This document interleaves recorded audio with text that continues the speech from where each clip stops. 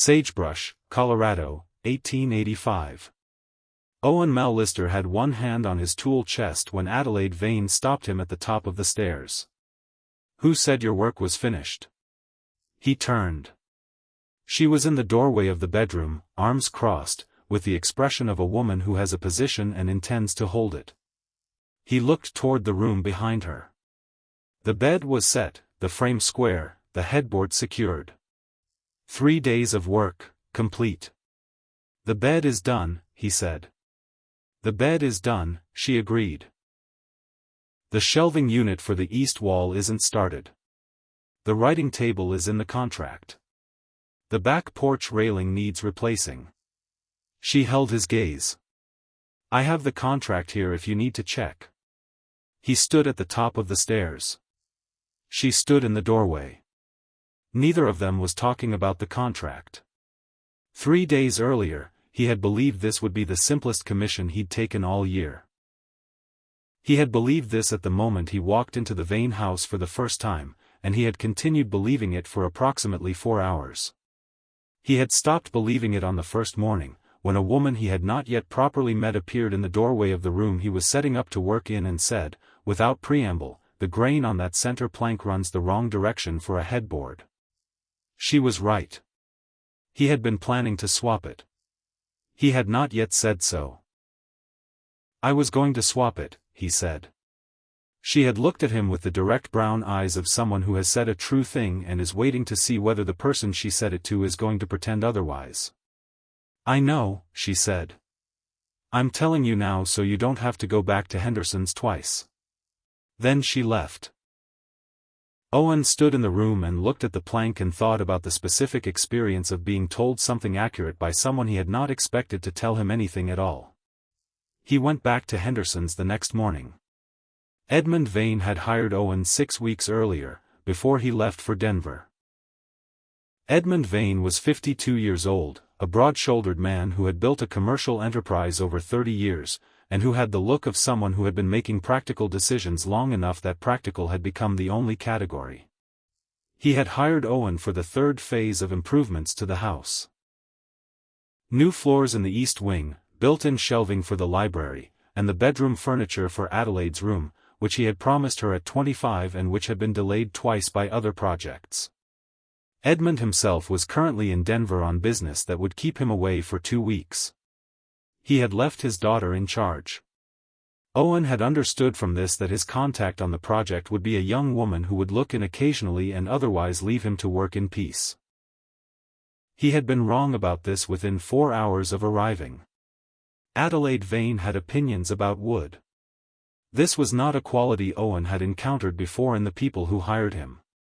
He had built furniture and flooring and shelving for people in 11 towns over 8 years, and none of them had ever noticed the grain direction on the first morning, or pointed out a hairline check in a side rail before he had looked for it himself.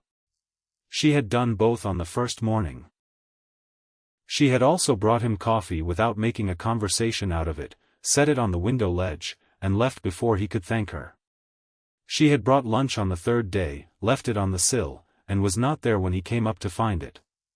She had appeared in the doorway on the second afternoon and sat watching him work on the headboard for 20 minutes without saying anything. When she left, she said only, "The grain is better." It was. He had gone back to Henderson's for it. Henderson had asked if there was a problem with the first batch. Owen had said no. Henderson had looked at the boards Owen was rejecting and then at the boards Owen was selecting and said, "You know, she's just going to sleep in it." "I know," Owen said. He took the better boards and went back to the house. Henderson watched him go and had a theory by noon, which he mentioned to his wife that evening. His wife mentioned it to the woman who ran the dress shop. The dress shop woman mentioned it to the Reverend's wife, who had already formed conclusions of her own from the lunch tray she had seen Adelaide carrying to the side entrance on a Wednesday, and did not need additional information, but appreciated the confirmation. Owen was unaware of any of this. He was thinking about whether the left mortise joint was as tight as the right one, and whether the finish he was planning would do what the wood deserved. The work was good. Owen had learned to pay attention to this distinction, whether the work felt like building something or merely completing a contract. The bed was the first kind. The oak behaved well with the new boards. The joinery was clean. The headboard came together on the second day with the satisfaction of wood that has been understood correctly. Adelaide came by in the mornings and afternoons. She did not hover. She appeared, assessed, occasionally said something precise, and left. On the second afternoon she sat in the doorway for 20 minutes while he worked and said nothing. She left when she was ready. On the third afternoon she sat with a book. She read for a while, then lowered it. "You went back to Henderson's," she said. "Yesterday morning," he said, "for the boards." "Yes." She looked at the headboard. "They're better." "I know." She was quiet for a moment. "My father's carpenter, before you, built the shelves in the parlor. He used the right materials, charged the right price, finished in the time he said." She paused. "They look like shelves," she said. "They don't look like anything was considered." She looked at the headboard. "The bed looks like something was considered." She stood and left. Owen sat with the headboard in his hands and thought about what she had said, the distinction between work that was completed and work that was considered. He had been building things for 16 years and had never heard the person he was building for make that distinction. He went back to the headboard. He spent 2 more hours on the finishing that nobody had asked for. He did not examine why. When he left for the evening, Henderson was closing up the yard and called out from the gate, "Where after sagebrush?" "New Mexico, probably," Owen said. "You always know where you're going," Henderson said. Owen thought about it. "Mostly, I know where I'm leaving," he said. Henderson nodded as if this confirmed something. Owen walked back to the boarding house and did not think about that. On the third day he completed the bed. He installed it in the late afternoon, frame set, headboard secured, joints checked and checked again, the finish coat dry. He stood back and looked at it. The grain ran correctly through every major surface. The joinery was seamless at every joint. The headboard had a quality that was not decorative, but structural. It had been considered the way Adelaide had said, and the considering showed. He collected his tools. He carried them to the hall. He walked to the top of the stairs. He turned to leave. "Who said your work was done?" Adelaide was in the doorway of the bedroom, arms crossed. He looked at her. "The bed is done," he said.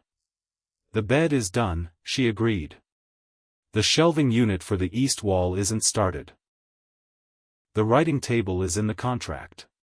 The back porch railing needs replacing." He stood at the top of the stairs and looked at her across the landing. She was 25 years old, and she had noticed a hairline check in a plank of oak on the first morning, and had brought him coffee without making a conversation of it, and had sat in a doorway for 20 minutes watching him work without saying anything until she had something worth saying. He had been planning to finish the remaining items, in order. He had not been planning, when he turned to leave at the top of the stairs, to feel anything particular about being told to stay. He felt something particular about it. "I know the contract," he said. "Then you know you're not done," she said. She held his gaze for a moment, in which neither of them was talking about the shelving unit or the writing table or the back porch railing. Then she nodded, with the air of a practical conversation concluded. "Same time tomorrow," she said. She went back into the room. Owen stood at the top of the stairs. He did not move immediately.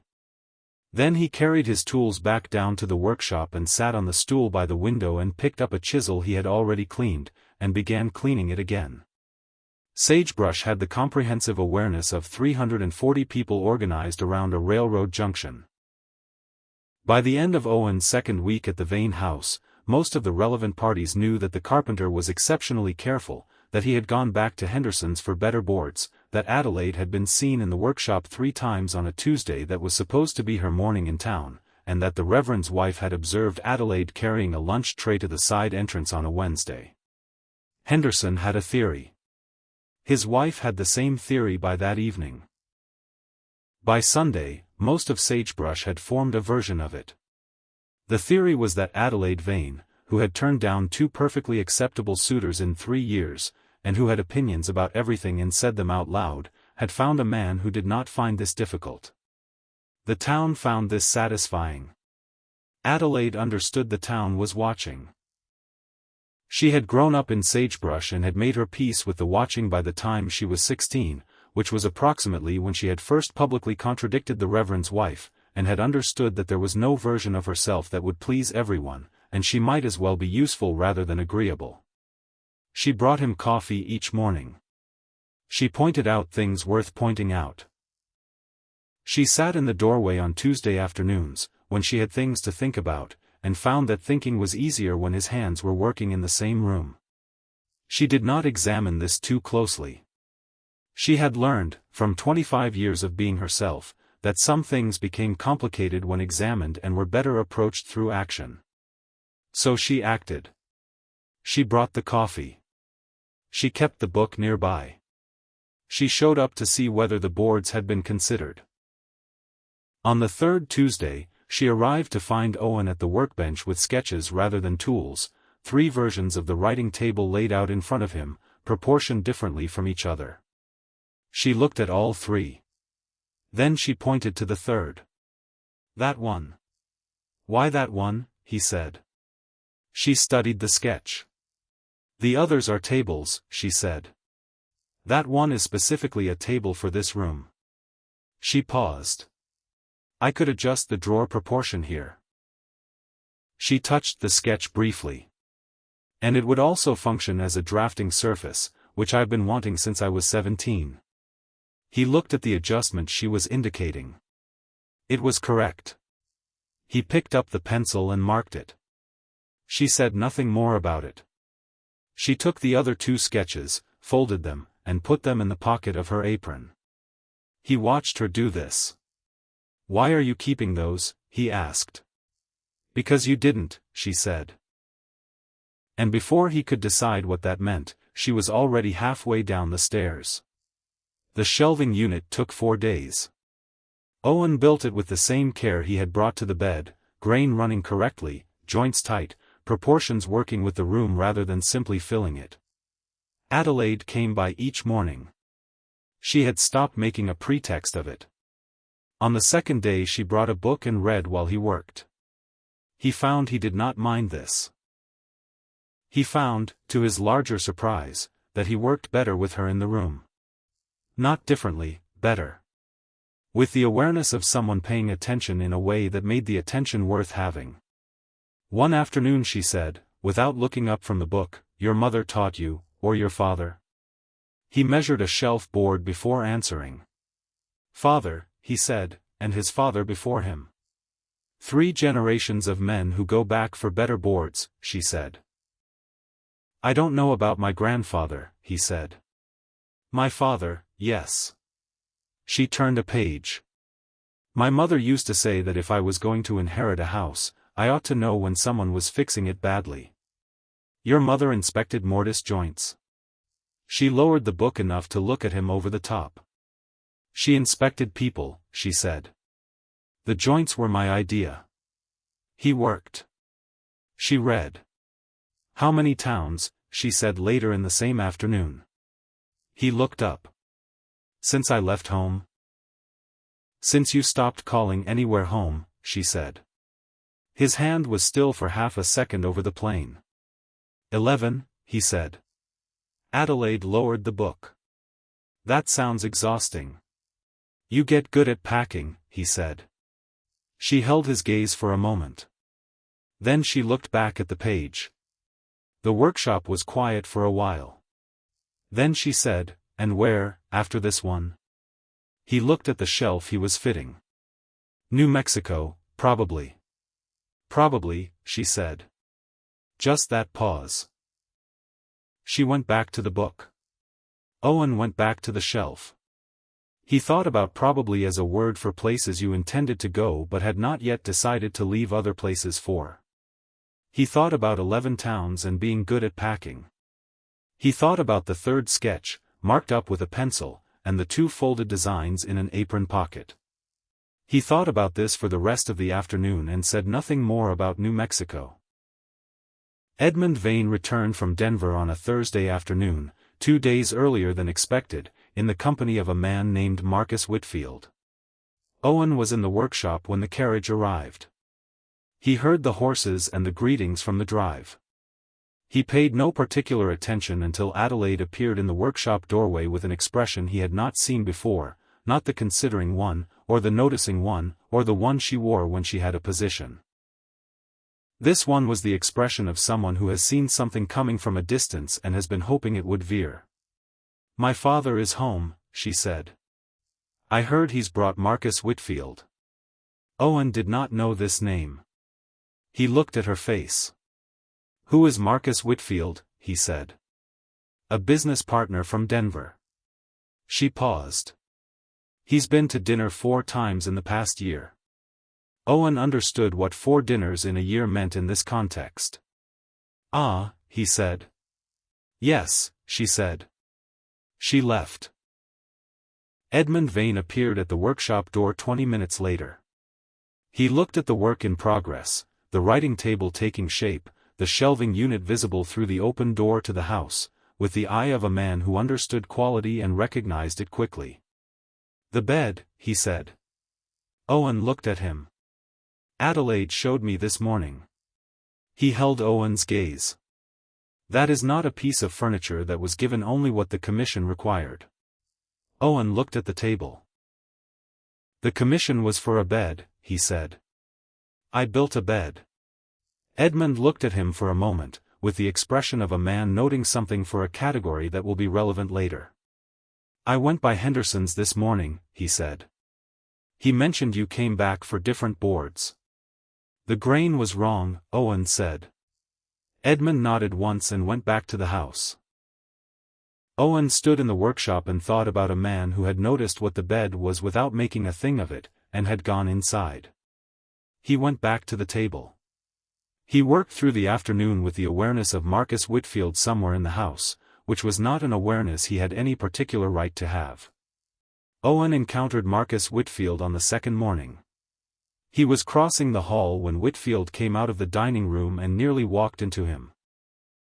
Whitfield was 35, well dressed in the way of a man who understood that clothes made a statement and intended his to be clear, with the easy confidence of someone accustomed to being the most important person in most rooms. He looked at Owen with the assessment of a man categorizing something quickly. "The carpenter," he said. "Yes," Owen said. Whitfield glanced at the staircase, at the workshop door, then back at Owen with the particular expression of a man who has identified a variable and is deciding whether it requires management. "Good work," Whitfield said, in the tone of a man delivering a verdict to someone who should be pleased to receive it. "Thank you," Owen said. He went up the stairs. Adelaide was on the landing. She had clearly heard this from above. She had the expression of someone who has just watched 2 things happen and is filing both. "He does that to everyone," she said. "Categorizes them, decides what something is and where it belongs." "It's efficient," Owen said. "It is," she said. She looked at the workshop door below. "He categorized the furniture, too. Called it a very good carpenter's work, which is true." She held his gaze. "And an asset to the project." Owen looked at the landing rail, which was on the contract. "I should get to the railing," he said. "Yes," she said.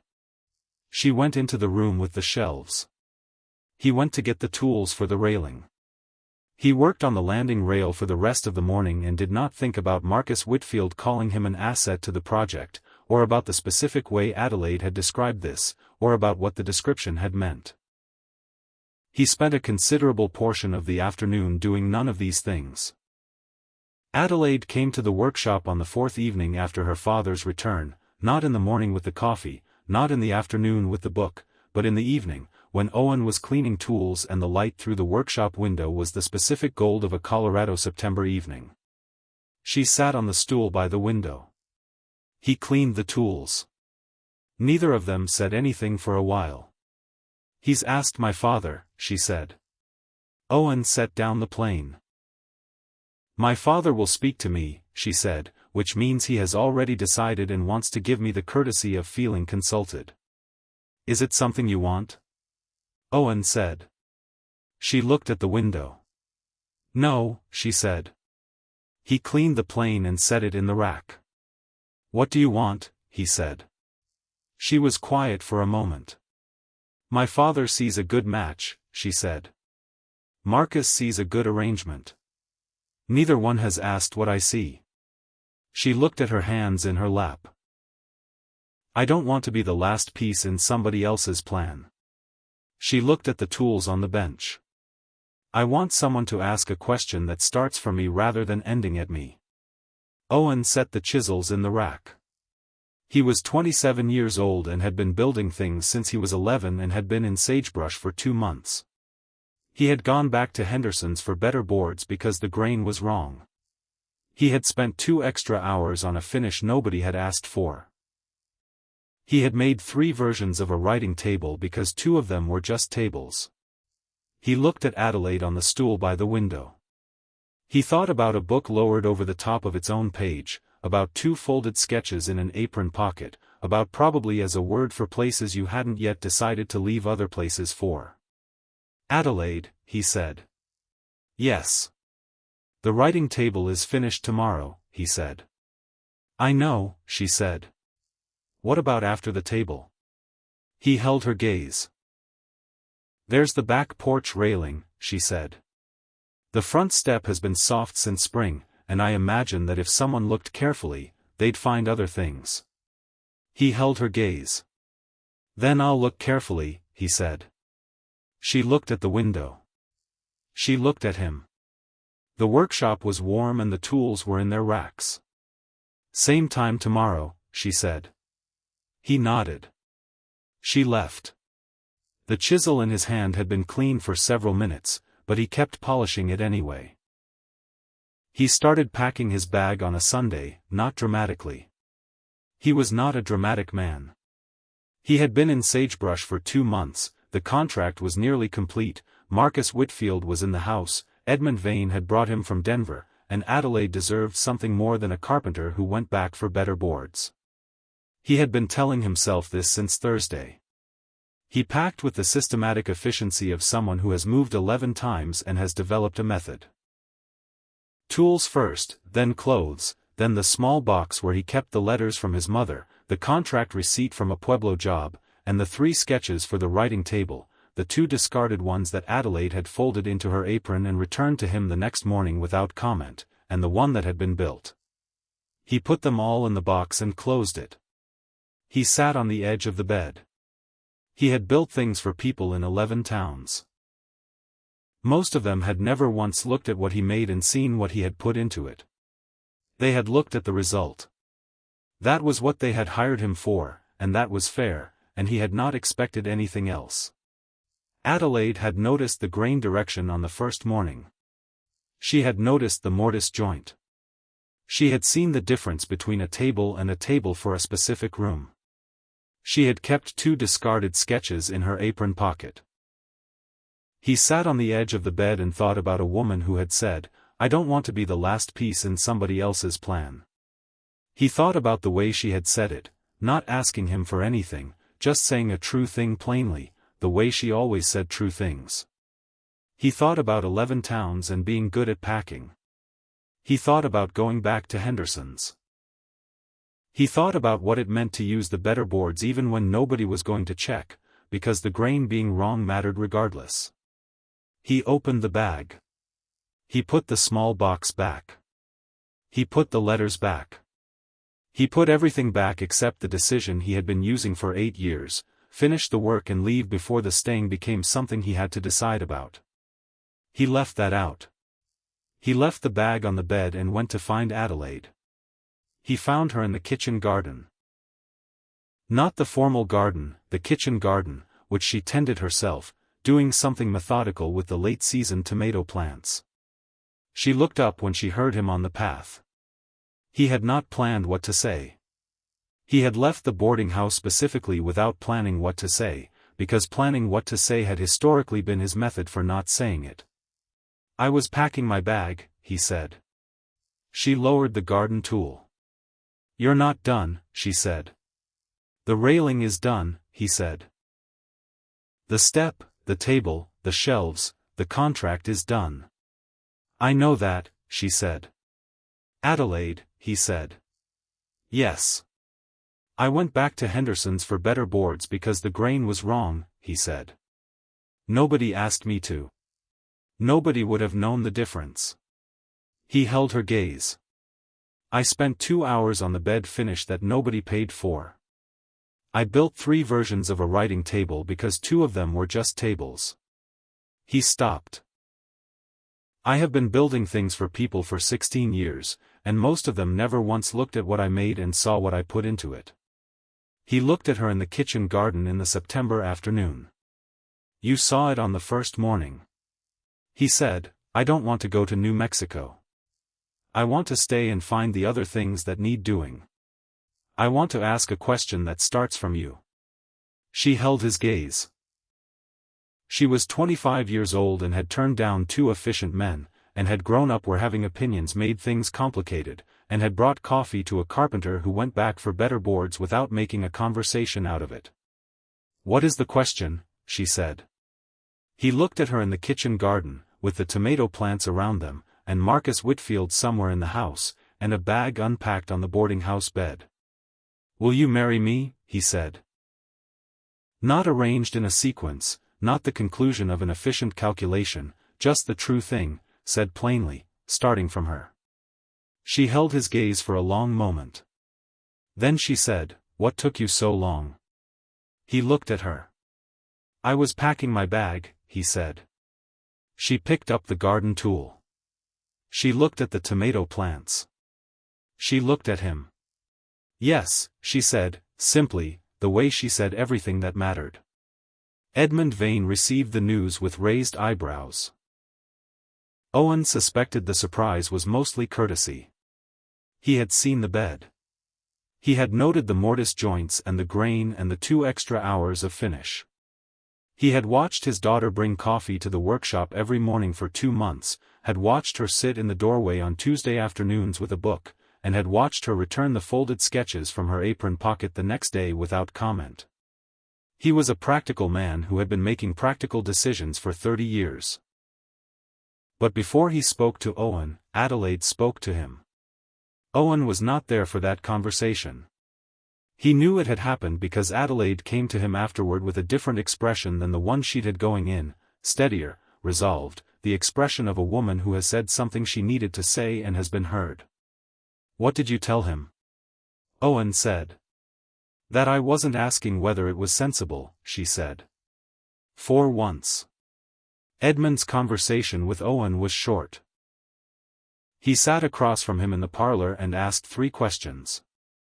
The first was about Owen's work, what he had done, what he was capable of, what he intended.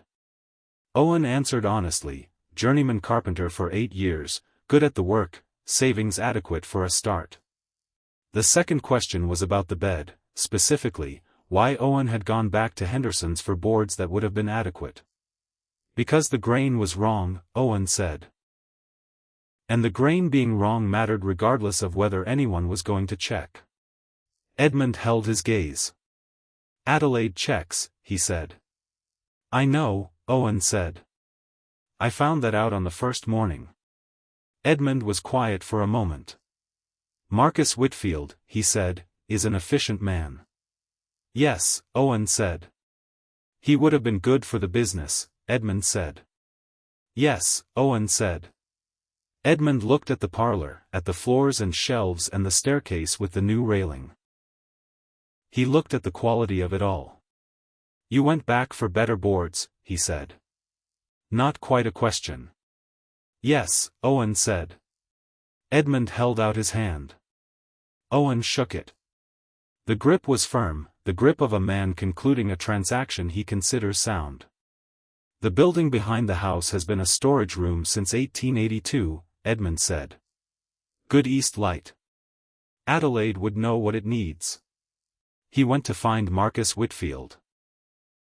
Owen sat in the parlor for a moment and thought about a practical man who had just made a decision that was also right. Marcus Whitfield left Sagebrush on a Tuesday, with the specific dignity of a man who has lost a negotiation and is not going to show it, which Adelaide observed from the upstairs landing, and Owen observed from the workshop doorway, and Henderson observed from the lumberyard, which had a direct line of sight to the main road. Henderson mentioned it to his wife that evening. His wife mentioned it to the dress shop woman. The dress shop woman mentioned it to the Reverend's wife, who had already seen the carriage from the church window and had formed her conclusions. The conclusion was satisfactory.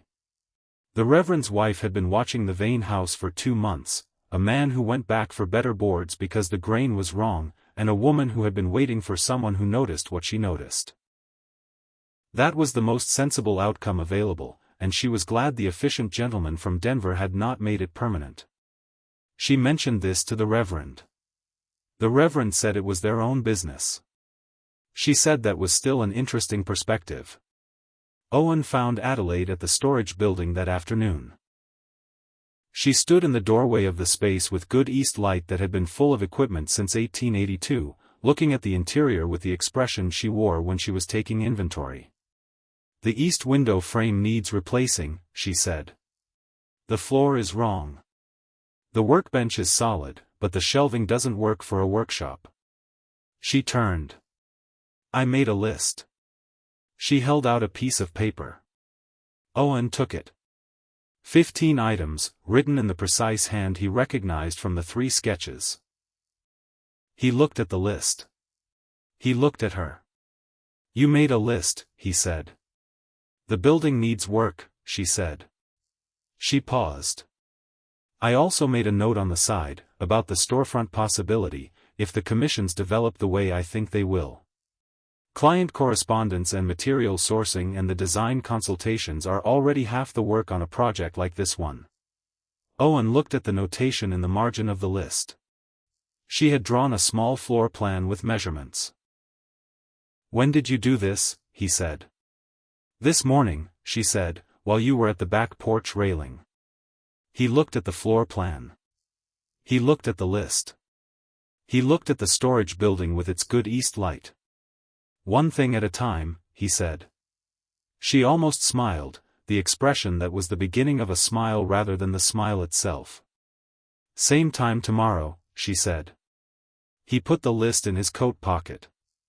He looked at the building, which was going to become a workshop. He thought about a bag unpacked on a boarding house bed, and a box of letters, and 3 sketches. He thought about 11 towns and being good at packing. Same time tomorrow, he said. They married in December, in the Sagebrush Church, on a Saturday with Colorado winter outside and the whole town present, which was everyone. Henderson was there. He had been there since early, which he considered his right as a man who had provided the lumber for the bed, the shelves, the writing table, and the workshop renovation, and therefore had a legitimate stake in the outcome. The Reverend's wife was in the second row. She had opinions about the flowers, which she communicated to Adelaide through the Reverend, who delivered them with the diplomatic tone of a man who has been married for 23 years. Edmund Vane sat in the front row. Owen wore his good coat, the one he wore to every important occasion. This was the 4th occasion in 8 years. Adelaide wore a dress she had bought the fabric for in October and made herself, cream with a small detail at the collar, exactly what the occasion required and nothing more, which was exactly how Adelaide approached everything. Owen stood at the altar and watched her come down the aisle and thought about a first morning and a woman who had noticed the grain direction before he had looked. He thought about better boards and a mortise joint and 2 hours of finish that nobody had asked for. He thought about a bag packed on a Sunday and put back down before he crossed the yard. He thought, this is what the better boards were for. Not for the bed. For whatever came after the bed, if you were the kind of man who used the better boards even when nobody was going to check. Adelaide reached the altar. She looked at him. He looked at her. After the ceremony, on the church steps, Henderson appeared at Owen's side. He looked at Adelaide across the churchyard, receiving congratulations from the Reverend's wife with the patience of a woman who knows the Reverend's wife has opinions about the flowers and is willing to hear them. He looked at Owen. "I told you," Henderson said. "She was just going to sleep in it." "You did," Owen said. Henderson nodded slowly. "I was wrong," he said. He walked back inside for the cake. Owen walked across the churchyard to his wife. She saw him coming and said nothing and did not need to. The workshop was ready by February. Owen had worked on it through December and January alongside the commissions that had begun arriving once Sagebrush had fully assessed the shelves and the table and the bed, and had reached the conclusion Henderson had reached in October, that the carpenter who went back for better boards was the kind of craftsman worth keeping. The east window frame went first, because the light mattered. The floor was jointed properly after that. The shelving was rebuilt for a working workshop. Tools within reach, materials organized by use, nothing placed for appearance. Adelaide had been there for most of it, not hovering, appearing, assessing, occasionally saying something precise, bringing coffee, sitting on the stool on Thursday afternoons with the book, pointing out once that the plane rack was positioned for a right-handed user, and Owen was left-handed, which was true, which he had not noticed, which he fixed the next morning. She had also, in the months since the wedding, developed a different kind of presence in the workshop. The client correspondence came to her naturally. The material sourcing, which required knowing what each commission needed before Owen had fully articulated it, she was faster at than he was, because she read rooms the way he read wood. The design consultations, which he had been conducting at the workbench with sketches and measurements, became something more. She had a way of understanding what clients wanted before they had said it completely, and of translating that into the proportions and grain choices that Owen would then build. The workshop was theirs. On the day it was declared complete, Owen stood in the center of it and looked at the east light and the proper floor and the shelving that made sense and the workbench that had always been solid. Adelaide stood beside him. "The list," he said. She took it from the shelf where it had been sitting since October. She read through the 15 items. She checked each one. "The sign," she said. He had put one up the previous week, would cut and finish the way he cut and finished everything, the lettering clean. It said, Mal Lister, Carpentry. She looked at it for a moment, thoughtful. "It needs a second name," she said. He looked at her. "The design work, the client side, the sourcing and correspondence." She held his gaze. "I do half the work." He looked at the sign. He took it down. He took it to the bench. He added the second name in the same lettering as the first. He put it back above the door. The sign now read, Mal Lister and Vane, Carpentry and Design. Adelaide looked at it for a long moment. She looked at him softly. She almost smiled, the expression that was the beginning of a smile rather than the smile itself. "Better," she said. She crossed the last item off the list. She folded it and put it in her apron pocket, the way she had put the sketches there in October. Owen did not ask what she was keeping it for. He understood that some things you keep. The workshop was warm and the east light was good, and outside the Colorado February was cold and clear, and on the sign above the door there were 2 names, and everything was exactly and completely right. Owen Mal Lister went back to Henderson's for better boards because the grain was wrong. Nobody asked him to. Nobody would have known the difference. He did it because he was the kind of man who did the extra work even when nobody was going to check, because the grain being wrong mattered regardless of whether anyone noticed. Adelaide Vane noticed. On the first morning she noticed a hairline check in a side rail. She noticed the mortise joint. She noticed the difference between a table and a table specifically for a room. She kept 2 discarded sketches in her apron pocket. She had been waiting, without knowing she was waiting, for someone who noticed the same things she noticed. That is the whole story. Not the bed, not the shelves or the writing table or the workshop with the good east light or the sign with 2 names above the door, those are what happened after. The story is a man who used the better boards because it was right, and a woman who saw that and understood what it meant, and the specific recognition that passes between 2 people when one of them has been doing something carefully for their whole life and the other one finally sees it. Some people do the minimum the work requires. Some people go back for better boards. If you are lucky, you find someone who notices. If you are very lucky, that someone folds the designs into her apron pocket and keeps them.